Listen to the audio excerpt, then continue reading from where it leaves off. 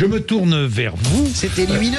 Merci. C'était lumineux. Oui, j'adore. François. C'est des que je connais bien, mais j'ai encore appris beaucoup de choses Oui, avec oui, Antoine moi aussi, Lados. le raisonnement, c'est vrai, les explications qui sont utiles pour comprendre. Toujours essayer de comprendre, avant de juger, essayer de comprendre. Absolument. Françoise Degois est avec nous. Ça va, Françoise? Ça va. Alors très essayons bien. de comprendre, parlons de politique franco-française. On descend d'un avec étage, le premier conseil des ministres réuni hier autour d'Emmanuel Macron, mais derrière la photo de famille, que voit-on? Qu'avez-vous vu derrière la photo? Ah, mon cher ami, j'ai vu le chef de famille, le pater familias, Michel Barnier. Là, ça rigole pas. Hein. On est modeste, on est sérieux, on ne fait pas de com, on agit. C'est ce qu'il a dit hier à ses ministres. L'inverse de Gabriel Attal, au moins pour la com. Hein. Quant à la modestie, vous voyez, Jean-Jacques, on attendra un peu hier parce que j'ai pas vu forcément un défilé de modestes et d'humbles. On ne sait pas ce que valent ces recommandations, notamment sur la com et combien de temps ça tiendra. Et puis, il y a le fils aîné.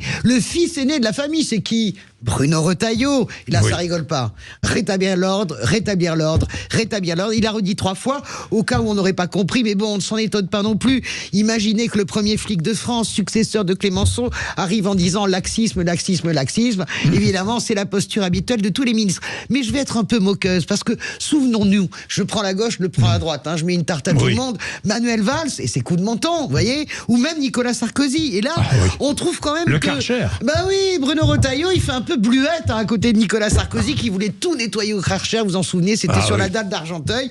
Vous vous souvenez, et vous avez vu surtout le résultat qu'on sait. Hein, c'est ce que je veux dire, c'est que je moque un peu, bien sûr, Bruno Retailleau, mais il y a loin toujours de la coupe aux lèvres quand on arrive place Beauvau. Et puis, il y a la pièce rapportée de la famille. Didier Migaud, un socialiste d'il y a 15 ans, hein, un socialiste vraiment délayé, vous voyez, mais qui est brandi comme un trophée. Mais j'ai délavé, noté... vous voulez dire? Délavé, plus que délavé, bon, vous voyez. Bon. Et puis on le met bien derrière le camp socialiste, dit c'est pas nous. Hein. Mais j'ai noté hier une petite crispation déjà entre le ministre de la Justice et Bruno Retailleau qui veut rétablir, vous le savez, des peines de courte d'emprisonnement comme aux Pays-Bas. Réponse un peu sèche de Didier Migaud sur le 20h de France de hier. Il doit savoir que la justice est indépendante dans notre pays. Bon, c'est pas nouveau, les bras de fer entre la police et la justice, mais on a vu hier que chacun a fait un peu pipi sur son territoire. Et puis il y a le petit dernier de la famille, celui qu'on rêve tous d'avoir. Le crack, le CV parfait. Antoine Armand, 33 ans. Mais il est très sympa. Hein. Extrêmement sympa, surtout quand il annonce qu'il y aura des hausses ponctuelles d'impôts. Mais par contre, il dit pas pour qui et pourquoi. Bon, ça, on attendra de voir le budget. Hein. Bon, Michel Barnier va aller vite. Hein, c'est sûr, parce que d'abord, Jean-Jacques, vous le savez... D'abord, il est obligé d'aller vite. Blague à part, il y a les crises concrètes, hein, il y a les crises du quotidien. Et d'abord, la crise agricole, hein, le feu sous la cendre, des récoltes détestables en matière fourragère, évidemment, et évidemment des agriculteurs qui sont à la peine. Là, il y a la crise de la vie chère en Martinique. On sait qu'est-ce que ça fait, les crises de vie chère. On se souvient de la Guadeloupe, de la Martinique, et puis il y a la Nouvelle-Calédonie, et puis il y a surtout, mon cher Jean-Jacques, le plat, le budget à préparer, ça c'est le plus important. Comment faire avaler la potion amère et passer le mur de l'Assemblée?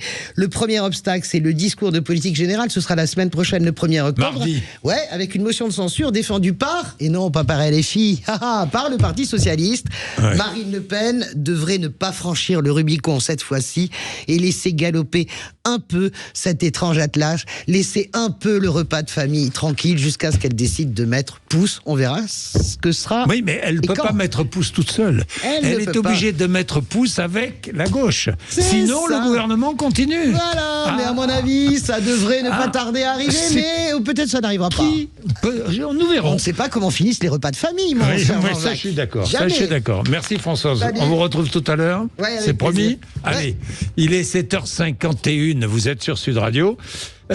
Nous allons prendre Pascal dans un instant et Moussa tout de suite même après la pub.